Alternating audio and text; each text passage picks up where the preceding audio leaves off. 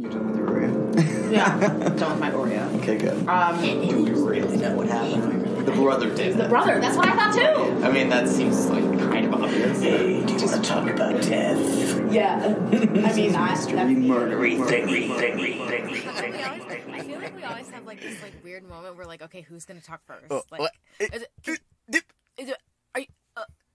Welcome to Mystery Murdery Thingy. Yeah, my name's Chloe. Hey, I'm Mario. How y'all doing? We're in the podcasting closet. We're in our fabulous closet, where it's a closet. It's a pretty big closet, yet we need more space. Well, I feel like it was a pretty good space because it's like enclosed, and the clothes, provide like, what's it called? Insulation. You know what I mean? Stuff like that. Yeah, totally. Yeah. Audio. Sure. Super cool. Oh, yeah. Acoustics. But absolutely. I took an acoustics class in college. Well, it was like the physics of acoustics. Yeah. Thank you. It was very interesting. I didn't do that well. I think I got like a C or something because I'm not good at formulas. Okay, Mario. They made us memorize them. What? Are you ready to talk about true crime? Yes. You don't want me to describe more of the classes that I took in college? Not. No, it's not. Doesn't make for good content. No. Let's jump right in. Okay, We have questions about. We do not know the answer to. Okay, sorry. I am in confusion. Okay, I'm gonna go first this week. We just decided, and I am gonna cover the very interesting life and very mysterious death of Captain George Musalas Colvocoresses. And person mystery. And like we always do, when someone's the victim of a murder, especially, right?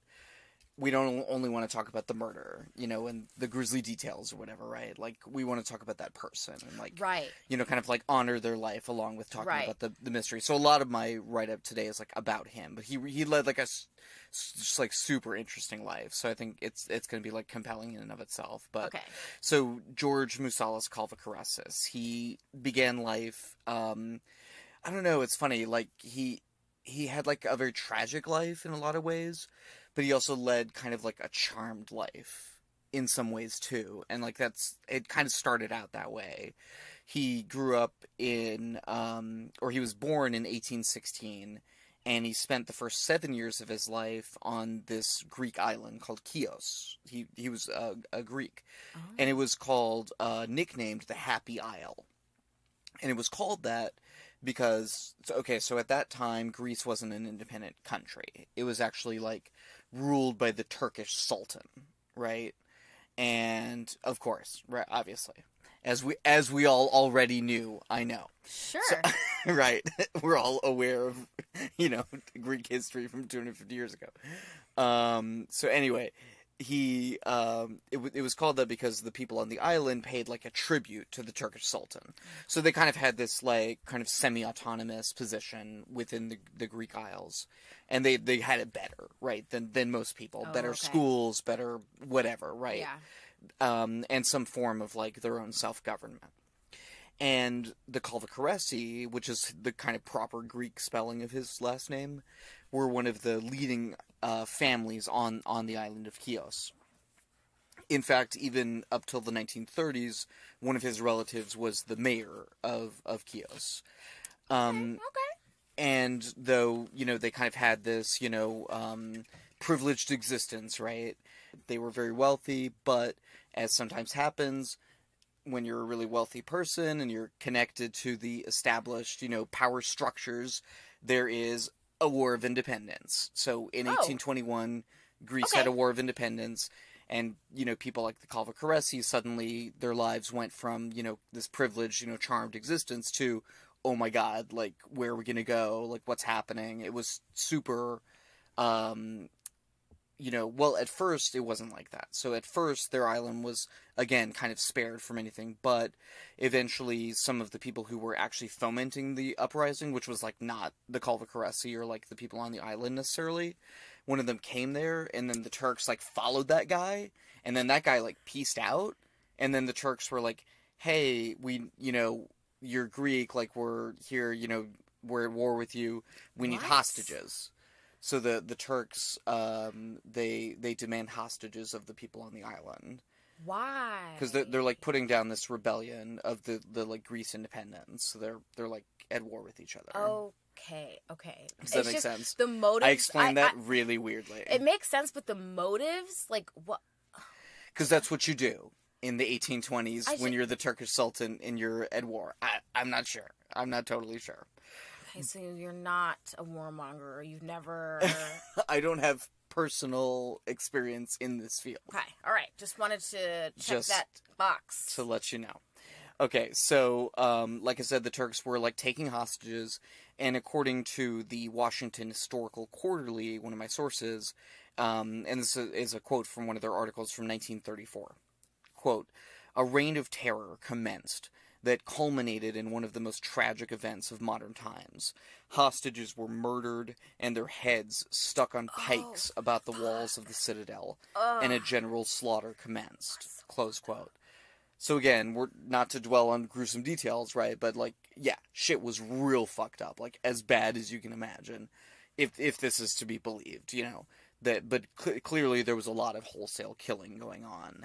So like I said, just a total inversion of their lives, like from one day to the next. And young George, you know, at 7 years old, and his family fled to the interior of the island where like the Turks hadn't gotten to quite yet, and they were hiding in a country village, and for a few days maybe, and they kind of figured out, okay, the Turks are going to get here, right? They could see it coming, like literally see them, you know, coming maybe. And the dad kind of like sneaked away, right, through the forest. But George and his family, some other, like he had a lot of siblings, some other of his relatives were captured. And they were held, you know, by the Turks. But the father, who had kind of miraculously escaped, right, like just at the last second, in all the confusion, found his way to one of his friends who happened to work at the Austrian consulate there in Chios. And through the help of the Austrian consulate, they were able to eventually ransom George and some of his family members. So they were not actually killed. Wow. Because, you know, the Turks knew they could get some ransom from them. So, yeah, he was able to get away. So, some of the Colvocoresses, though, you know, were killed. Some of them survived. But there were as many as 60,000 people that were killed in this, like, general massacre, like, trying to put down the Greek independence movement. Yeah, I know, it's, like, super crazy. And I knew, like, there was a Greek War of Independence, but I didn't really know, like, too much about it. Yeah, apparently it was, like, super, super gruesome. So, obviously, Chios, their happy island, was no longer that, right? They couldn't live there. And George was sent to find a better life in America, along with about 9 other Greek boys who were refugees. And they, you know, took a long trip, along, like, steamer. Blip, dip, dip, bap, blip. They went on a big boat, and they crossed the sea. And this took a while, but, you know, George, it's funny, he, like I said, he kind of had, like, a charmed life in some ways, even amongst all this tragedy, and he always seemed like he made a very good impression on, like, adults. Like, he was, like, one of those kids who was, like, always made friends with, like, the adult, and that like, started right away on this trip. Yeah, kind of a little bit like me. Yeah. He was, like, there, like, hanging out with the older people. Did you have a question? I forgot. Oh, what do you mean by charmed life? What does that even mean? Well, that's what I'm kind of telling the story, you know, like he had these episodes where things went tragically wrong, but then, you know, it was also like, you know, he had these, like, amazing adventures and things. It's kind of what I'm getting to. So, he had to leave his homeland, his family, right? But he did find a friend, like I was saying, on the brig that they took across the sea, the Margarita. And, he made friends with the first mate, who taught him some English and kind of, like, you know, befriended him. And then they first landed in Baltimore Harbor, I should say. Wow. And the first mate, he actually took, like, such a liking to George. And this is kind of what I'm talking about, like, this sort of, like, charmed, like, this doesn't seem normal, right? The first mate yeah, I mean, they became friends, but he actually took George to his mom's house, like the first mate's mom's house, and, like, told his mom, like, you need to raise this boy, and, like, he's going to become part of our family. Yeah. This was, it was kind of crazy. What about the rest of his siblings?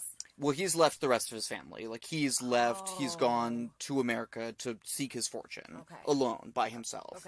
Because it's the early 19th century, right? Yeah. And it's like, that's what you do. You know, you send your boy across the sea.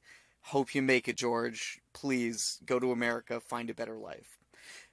Although I say that, I mean, shit, that's I realize as I'm saying that, I'm actually really stupid because it's happening right now in our country. Yeah. People coming from El Salvador, Guatemala, Honduras, etc., doing the exact same thing, actually, as I'm saying that, oh, this was so long ago. Wow. That was a moment of self-realization right there. Anyway, so I think we can all kind of connect with this story, actually, in a way. History repeats itself. I know, continuously. So anyway, for young George, though, that was not to end up being his home with the first mate's mom, right? It actually got it got better from there for George, rather markedly. So when George and the other Greek young refugees' stories were published in the newspaper, George's story really stuck out. Like, he was always making a big impression. Even the President Monroe, took notice of these young refugees. It was like a huge story in America at the time, like the Greek War of Independence. You know, our War of Independence wasn't very much long, before this, so it really resonated with the American populace. And, like, this was actually a group of refugees that America, like, really, like, immediately took, like, a shine to, which is kind of unusual in American history, honestly. Oh, yeah. Pretty darn unusual. Again, as we can see nowadays. So anyway, President Monroe promised George that he would pay for his for a cadetship to join the military once George came of age. So, this was kind of what set him on the course of his life, right? And for, actually, as we'll see, even generations to come for the Colvocoresses, if that's how one says that. So George's story also caught the notice of a certain Captain Alden Partridge, who was a recently retired military officer who had founded and was the head of the American Literary, Military, and Scientific Academy at Norwich, Vermont, which is now just called Norwich University. But it's one of these private military academies, like the Citadel, So Captain Partridge, actually, he read, George's story in the paper and was so struck by it that he actually wrote to the postmaster in Baltimore offering to have young George come to Norwich, Vermont, and get a free education and actually be his son. I'm, like, so bewildered at the luck this guy has. But you see what I was saying with I know it seemed weird when I kept saying charmed over and over again. Yeah. But you can see what I mean, right? Yeah. Exactly. So having, sufficiently impressed all of these, powerful people somehow, right? Just by the force of his personality coming through print. He kind of found his new homeland, his new home. And this is where George at Norwich would spend the next 9 years, living with actually mainly Captain Partridge's brother and wife. Captain Partridge, I guess, wasn't married. I'm not sure. And tending some land and cattle that were given to him by Captain Partridge to kind of, start him out. And learning at Norwich, Then at 16, George was made a midshipman through the influence of Captain Partridge's benefactor and sailed off on his first voyage. His first voyage as a midshipman in the military. And this was on the frigate United States. And, again, George is weirdly lucky. He happened to be sailing on, where they were going to the Mediterranean. So he actually briefly got to see his family. And, reunite with them. Yeah. While he was on his first voyage. Oh, that's so nice. I know, isn't that cute? So after other, ships and trips, he went to the coast of Africa. He went to Brazil. George returned to the United States in, the country, not the ship, in 1837. George would go on to explore the entirety of the western coast of North and South America, all the way from the ice sheets of the Arctic all the way down to the Southern Ocean in the Antarctic. Oh my God, that's in a wild. 4-year voyage called the Wilkes Expedition. And George would actually write a popular account of this, kind of amazing voyage, called 4 Years in the Government Exploring Expedition in 1852. And I guess it's actually pretty popular. Like, it's been reprinted. The last reprinting was in, 2013. Oh. Yeah, so it's, still out there for sure. I kind of want to read it, actually. It sounds like it would be pretty interesting. So George continued, near constant voyages with the Navy, but did find time to eventually marry in 1846 and was promoted to the rank of lieutenant in that same year. And he seemed to be, again, living a pretty charmed life, until, again, it gets weirdly tragic at times. He almost dies from what they called yellow jack, what we would call yellow fever. And he's just deathly ill. I mean, so many people died, of this disease. And when he took a real turn for the worse, they actually thought literally that he had died. They read him his last rites. Oh my God. They put a flag over him and were ready to bury him at sea when the flag started moving. No way! That's what I read in my sources. I believe it, honestly. What? And No. That shit only happens in the movies. Maybe That it wasn't doesn't exactly actually- like that. Perhaps. I don't know. That is... But I'm shook. suffice it to say, he survived. He had a brush with death, but he came through it. But it took years. He was in recovery. Yeah. Eventually, though, he did recover and continued to climb the ranks of the Navy again, kind of overcoming this obstacle as well. And by the time of the American Civil War, he was promoted to commander and given command of the USS Supply on the Union side. Unfortunately, again, tragic, at the same time his wife died of a kind of chronic lingering disease. And as a consequence, George took his young son, George Partridge Colvocoresses, of course, named for his benefactor. Oh, yeah. Which probably inspired young George Partridge to eventually become a rear admiral in the Navy himself. Again, like I was saying, okay. it we'll actually see that there's more as well. So Commander Colvocoresses distinguished himself in many different campaigns and actions during the Civil War, but one in particular, I believe it was the first one really, was that he engineered the capture of a Confederate blockade runner ship. Oh. So these were kind of fast ships that would try to run through the blockades to get arms and kind of ammunition and stuff, right, for the rebels, which they were sorely in need of. Oh, yeah. I mean, from their perspective, right? Militarily, obviously not, anyway. So George disguised his vessel, to make them think it was a friendly vessel, and this allowed him to approach the other ship, the runner, and board it. And, they kind of, took it over, and it all went kind of according to plan, right? Pirates! It was like a pirate maneuver, but good pirates. It was like Yeah. pirates on the good side. I like that. So, I assume no one walked the plank. I'm not sure. So, this is what his son, George Partridge, and his said about his father's service in the Civil War. One who knew him well never heard him complain. His modesty and reserve never led him to seek personal advancement. He was simple in his habits, just, and most honorable in his dealings with all men, and affectionate in his family relations. Close quote. So it's just a nice little quote from his... I mean, obviously, it's from his son, right? But... I like. I know, right? But it wasn't only his son who took notice of, George's great service.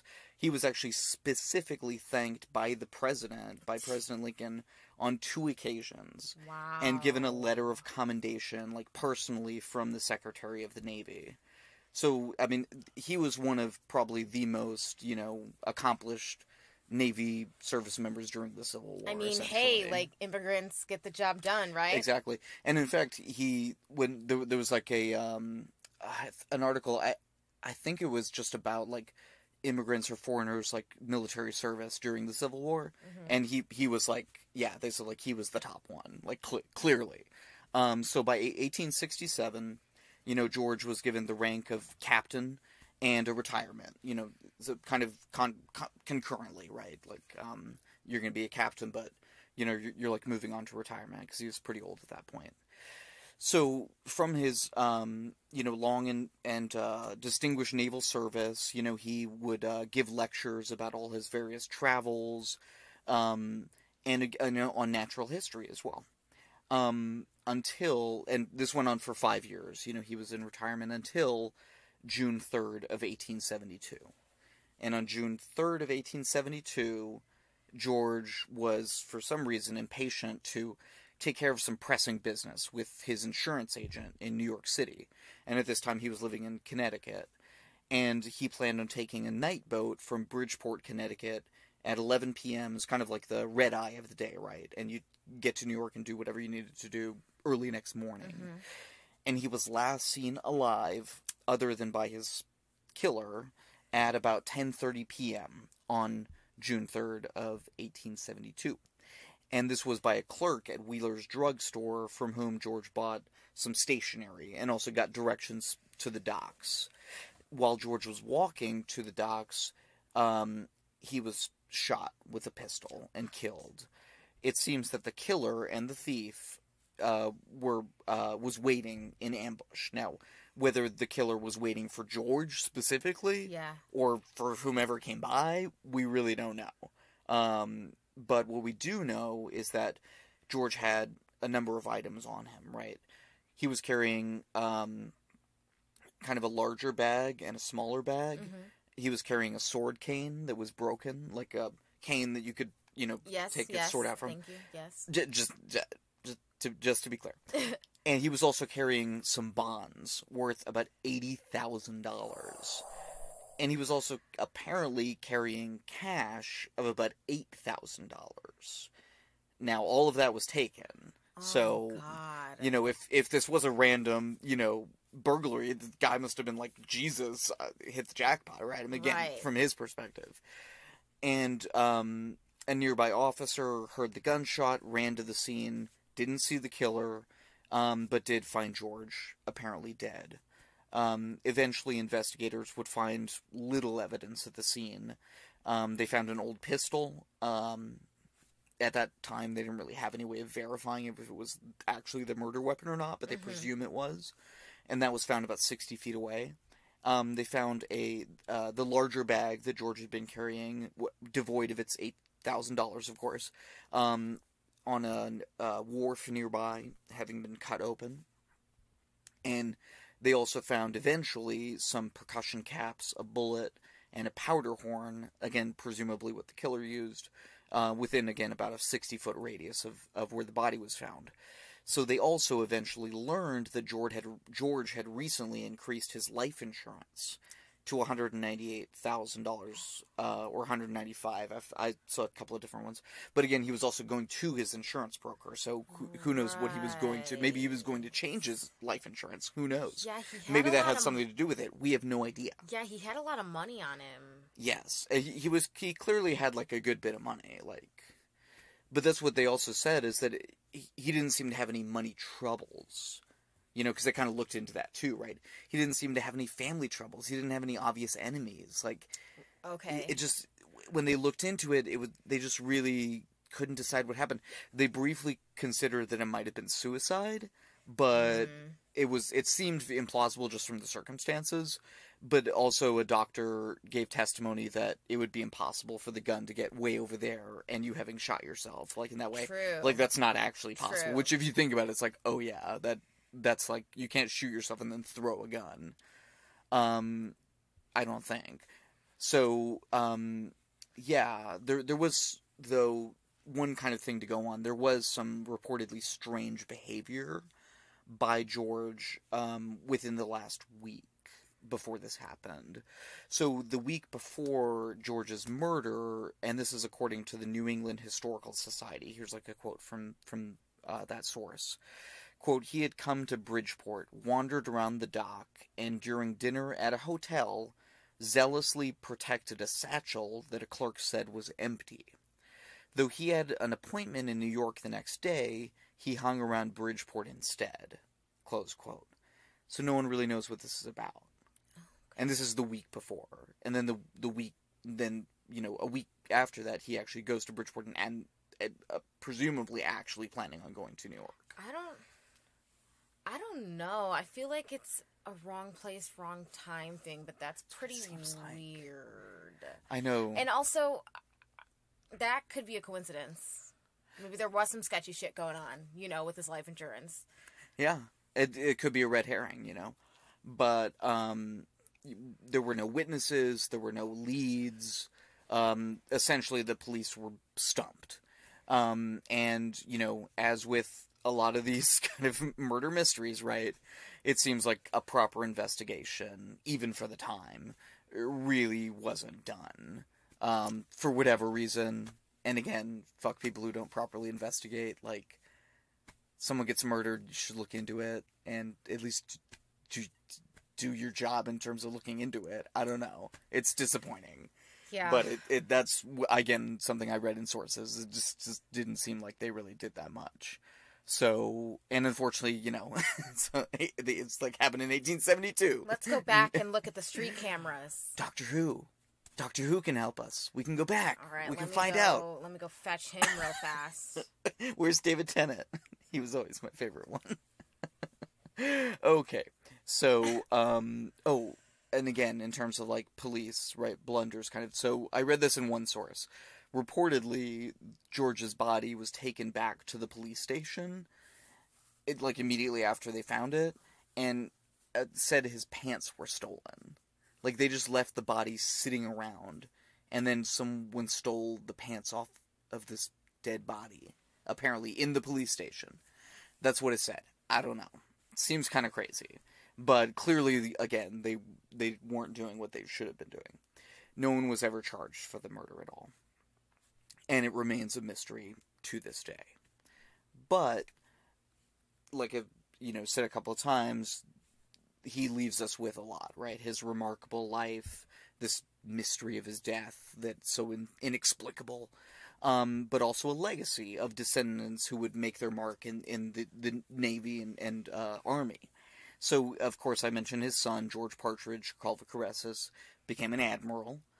His great-grandson, Alden Partridge Colvocoresses, was in the Army, got a Purple Heart, 2 Silver Stars, Wow. served in World War II, the Korean War, and the Vietnam War. Holy shit. And after his retirement, Alden was a leader in the development of the first satellite map of the United States. So he was... Very impressive. He served in World War II, and then, he also became, like, this leader in satellite mapping technology. And George's great-great-granddaughter also graduated from Norwich in 2005 and was commissioned a second lieutenant in the U.S. Army. So, that's so cool. Yeah, it's like going 3 generations now. And who knows? Excellence. I mean, could keep it going. That was tragic that it was so random. How old was he when he died? Well, let me think. He was like 60. Yeah, because 1872, and he was born in 1816. Okay. No, so he was like 58 or something. Yeah. Yeah, he was actually really young. Wow. But he probably looked super grizzled because you spend 40 of your 58 years on a ship out in the middle of the ocean, right? No thanks. Right, not the life for me, but I appreciate that he did it. It reminds me of that guy that had a mini house and sailed across the Oh, yeah. ocean. We talked about that on this, right? I don't know. I think we did. Oh, yeah! I do, I remember you saying that I knew it would click with you. Yeah, I remember now. Okay. So, I also have a person story with a mysterious death. Okay. So, let's talk about Hawley Harvey Crippen. Actually, This guy is involved in one of the most notorious cases in British history.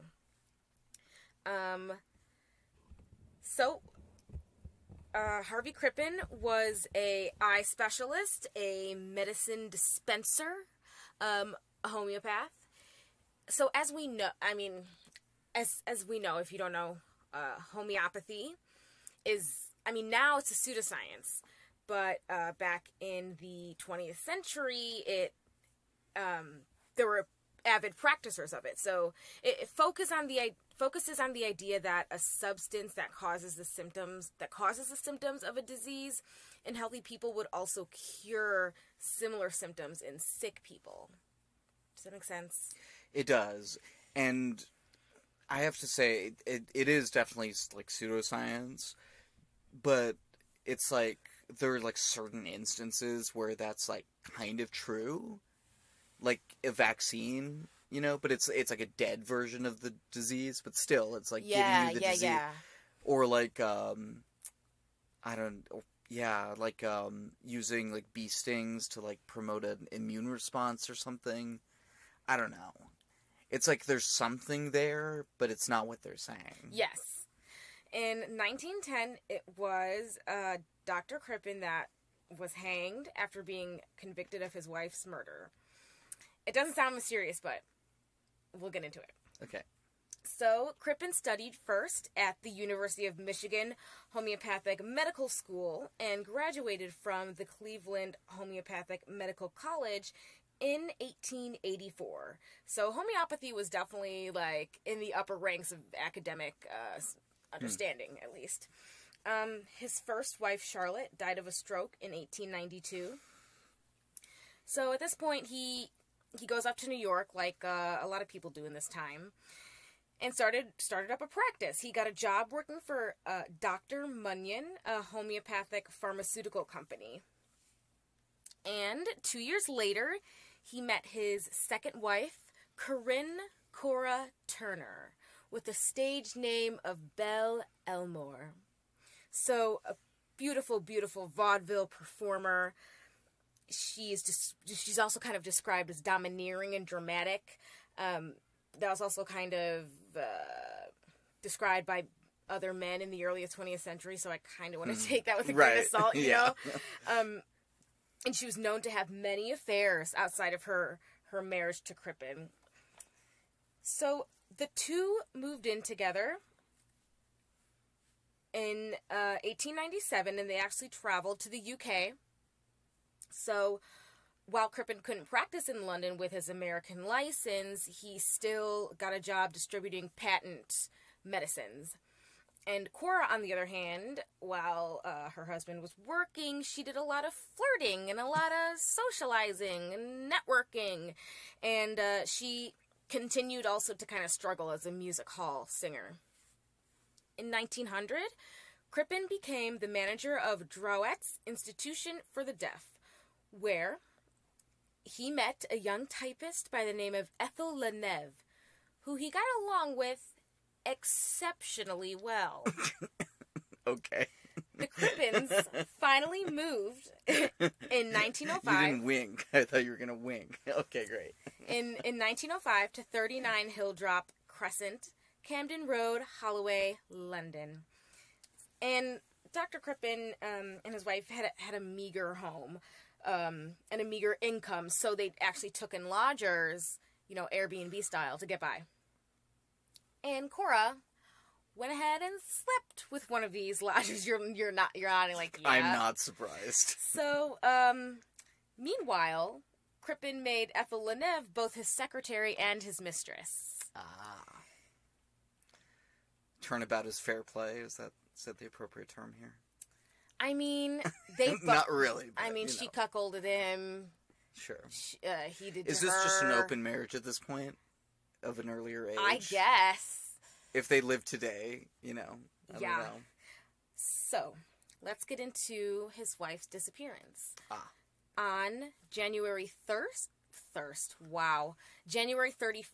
1910, friends of the couple, Clara Martinetti and her husband, they're invited by Cora to, have a little party and take a potluck dinner with them over at their place. 6 months later, when they were interviewed and asked about that night, Claire recalled that it was a pleasant time and everything seemed normal. Cora and Hawley were on the best of terms. Nothing out of the ordinary. Neither the Martinettis nor anyone else was to see Cora alive after that evening. So once people started to notice that she wasn't around anymore, that's when Crippen started to talk. He explained that, Cora returned to California. She's visiting some relatives, you know. And so time goes on, and he started saying that while in the U.S., he kind of changed his story. So he started saying that while she was in California visiting relatives, she had fallen ill and died, and that her cremated remains were staying with the family.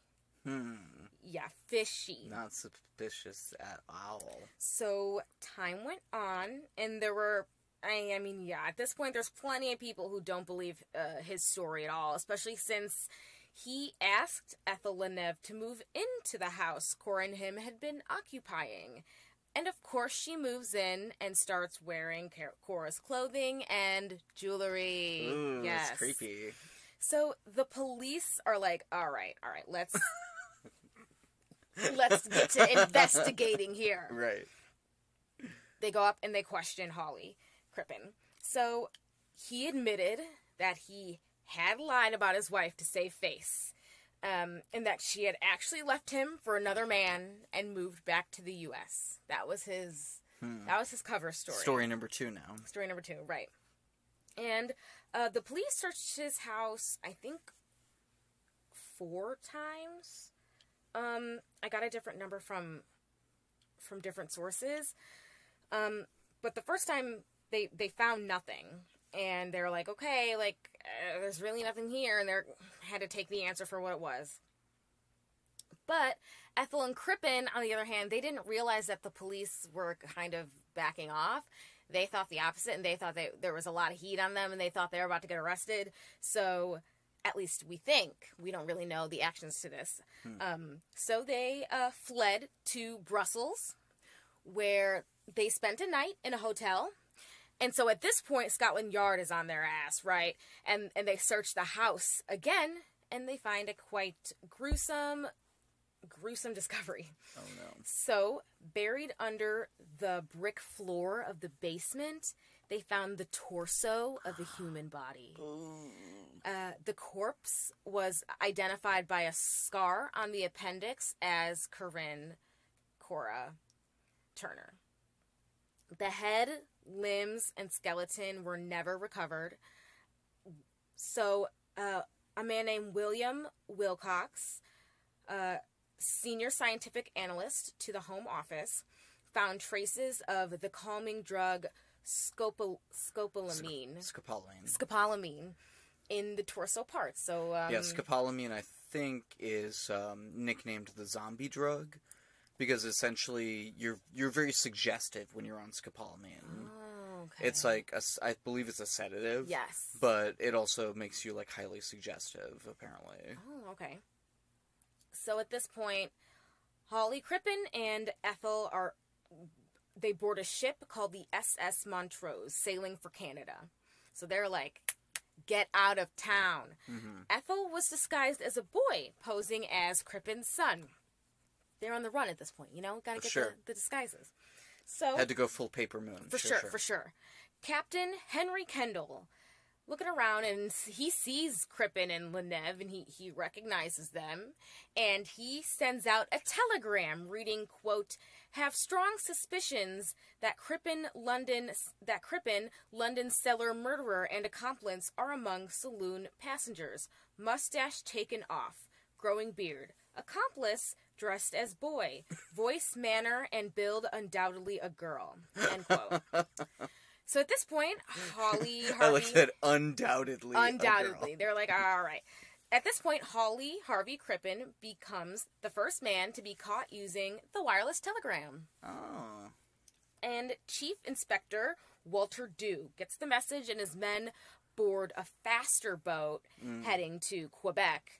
And so he got there before the couple Nice. did. And at that point, he contacts the Canadian authorities, Sure. lets them know what's going on. So as the SS Montrose entered the St. Lawrence River, Chief Inspector Dew was there. And he came aboard disguised as a pilot.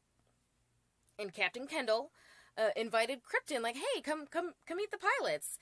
And Dew takes off his hat. He says, good morning, Dr. Crippen. Do you know me? I'm Chief Inspector Dew from the Scotland Yard. And after a pause, Crippen replied, thank God it's over. The suspense has been too great. I couldn't stand it any longer. So he was like, Jesus. cuff me. Yeah, so he surrendered peacefully, and he and Ethel Leneve were arrested on July 31st, 1910. And he returned to England on board the SS Megantic. So let's get into the weird trial. So Crippen was put on trial at a very popular courthouse, the Old Bailey, before the Lord Chief Justice Lord Elverstone on October 18th, 1910. So the proceedings would last about 4 days. And they had a lot of different testimonies. So pathologist Bernard Spilsbury testified. He testified that they could not identify the torso remains or even discern whether they were male or female. However, Bernard Spilsbury found a piece of skin with what he claimed to be an abdominal scar consistent with Cora's medical history. Large quantities of the toxic compounds scopolamine were found in the remains, and Crippen had supposedly bought the drug before the murder from a local chemist. So the defense went ahead and pointed out that Hawley and Cora had only been living in the house since 1905, so the remains could have something to do with maybe the previous owner. They weren't there for that long. Also argued that the scar, Crippen's defense also argued that the scar that was found was simply folded over tissue instead of actual scar. Sure. So, after 27 minutes of deliberations, the jury found Hawley Harvey Crippen guilty of murder and Ethel Leneve as an accessory after the fact. And Crippen was executed by hanging November 23rd, 1910. Okay. And Now, that's the end of the story, right? No! Well, let's get into his possible innocence, Okay. even though it's a hard argument. I kind of think he did it, but it's a difficult argument. Okay. So, Hawley Harvey Crippen always maintained his innocence throughout everything, 2 weeks before his death, he wrote, quote, I am innocent, and someday evidence will be found to prove it, end quote. John Trestrail, a toxicologist who was really into the case, he noted that mutilation is like extremely weird behavior for a poisoner. Quote, in my database of 1,100 poisoning cases, this is the only one which involves dismemberment, end quote. In October 2007, he got a team together and he brought in Professor David Ferran, director of forensic science at Michigan State University. So the scarred skin of the corpse used in trial was preserved in formaldehyde and attached to a glass slide with pine resin. So it was there. Dr. Foran obtained samples from Cora Turner's grandnieces and isolated the mitochondrial DNA, which we've kind of touched on this before, Sure. which doesn't change when you go down the female generations. So after multiple tests, the results were conclusive. The DNA was unrelated to the body in the basement, and investigators actually found a Y chromosome in the DNA, so the body found wasn't even female. What? So that wasn't her body? That's Wow. the question. Because I have a little more. Okay. So, No, I'm just kind of floored. I know you were kind of hinting at that earlier, but well, when I first read that, I was like, oh, what? I was not expecting that, yeah. Yeah. So, his findings have been disputed, and I was like, okay, how can anybody dispute this? But got some pretty good points here. Jonathan Menges, a writer and genealogist from San Diego, claims that actually the genealogy linking the living relatives to Cora Crippen is totally flawed. There's no birth no birth certificate for her exists, for one example, and they were super rare in the U.S. at the time. So in that case, the mitochondrial DNA tests are irrelevant. He also notes that Crippen's behavior just straight up confirms his guilt. Okay, there was a body in the basement and he fled. That's really the 1, 2, 3. And didn't he say he was like, the suspense is killing me or something? He just thought, Yeah. like, they must think it's me, so Yeah. I need to flee? It could That's be. like It could what be he either would one. argue? Yeah, it could be either one. Interesting. That seems a little fishy, but It's yeah. weird. His actions are weird. Yeah. But then when you look back at here, I guess you could go either way, I suppose. It's still a circumstantial case. For sure. Some other people who disputed said that, like, I'm trying to think back, that, like, the technology is, like, too new and, like, doesn't, like, pertain to the case or something along those lines. I didn't really write it down because I didn't get it. Sure. To be honest. For technical reasons. Right. That you won't go into. Sure, yeah. I understand. Exactly. I understand. So. Yeah, I mean, as with any, I guess, thing like that, I guess the results are only as good as the inputs, maybe. That, you could say that's that, a good point. Or, as with any DNA analysis, you can always claim that the sample is either corrupted somehow or too small or something.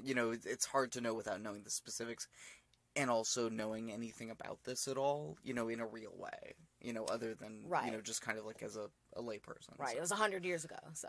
Plus, it was 100 years ago, so yeah, like, clearly the samples are probably not, like, uncorrupted in any way. So, the questions that remain. Since Crippen removed the head, he removed... Hypothetically, allegedly, he removed the head and most of the body. Why did he leave any remains to be discovered in the first place? How was this even carried out?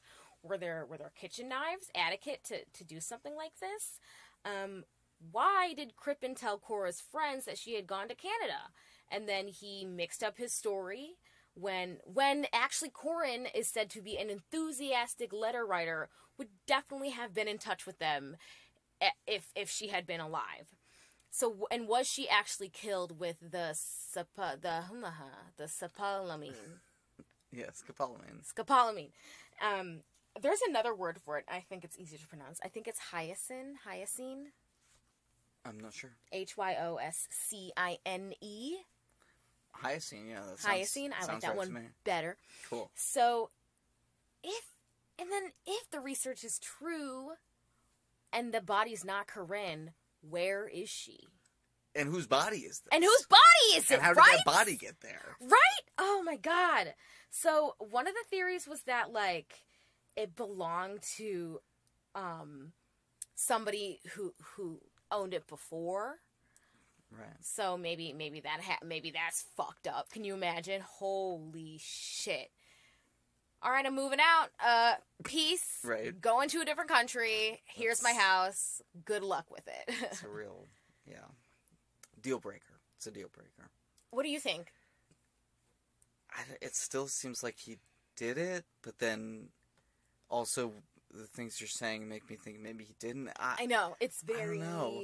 But I agree that there's enough there that it is legitimately a mystery. Yes. I agree. But I also enjoy these kind of, like, edge mysteries. Like, is it a mystery? Like, part of the mystery is whether it's a mystery or not. Shut the fuck up. Fucking meta. Just got fucking meta on it. Okay, I think we may... Oh, wait. Neither of us did our sources. Oh. I just realized that. Sources? You do your sources first, and then I'll do mine.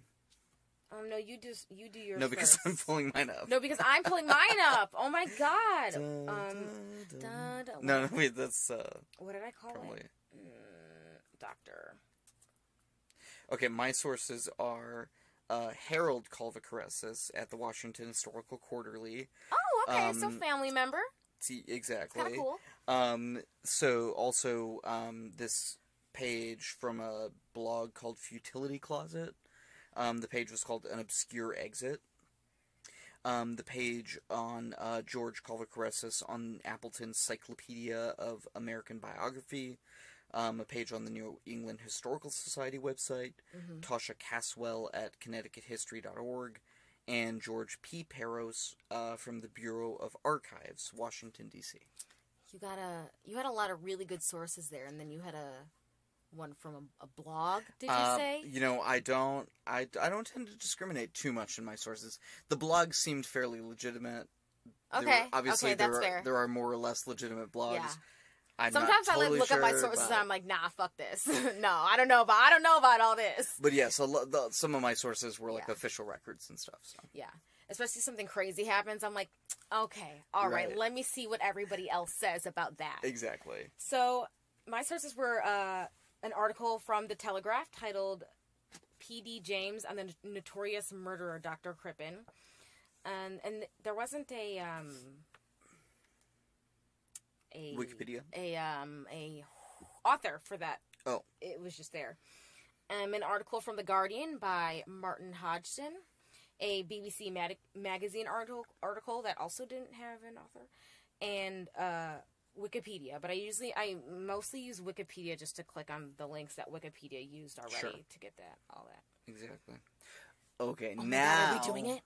We can do some weird shit in the news. Weird shit in the news. I could not. I was almost going to start laughing because you have a ridiculous voice. Oh my God. I'm also dancing, but you can't see that. Should I go first with that too? Okay, I will. Viking... Not going to wait for an answer. But Viking chess piece sells for more than $900,000 at auction. Not any normal... chess piece, though. Just want to make that clear. This chess piece was carved from walrus ivory and is from the 12th century. Whoa. 12th century. Apparently, there were a number of these that were found, like a horde of them, of dozens of these, in 1831 on a Scottish isle called the Isle of Lewis, which is pretty crazy. And, but 5 of them were missing, and this is one of the missing ones. Whoa! That's actually, oh my God.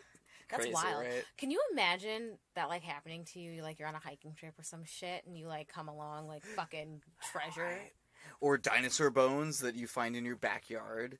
That wasn't that how happens. Lucy or whatever was found? The like big T-Rex that's up in Chicago. I do not. One of those, one of the like famous ones. It was found by like some just random person's daughter, like digging in the backyard, literally. That definitely triggers something in my head somewhere. I believe that's true.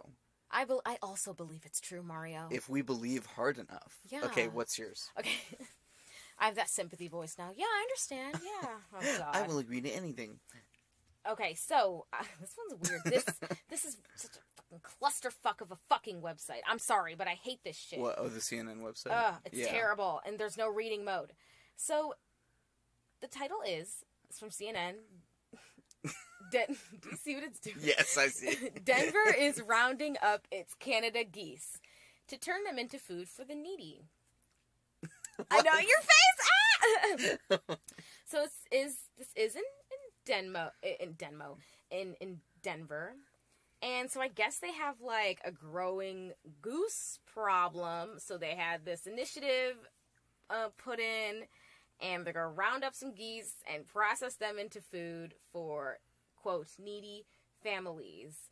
The U.S. Department of Agriculture spokeswoman Suzanne Bond said, she says, quote, the resident goose population in this area is too large, which will cause many problems, including overgrazing of grass, ornamental plants, and agricultural crops, accumulation of droppings and feathers. Oh, that's so nasty.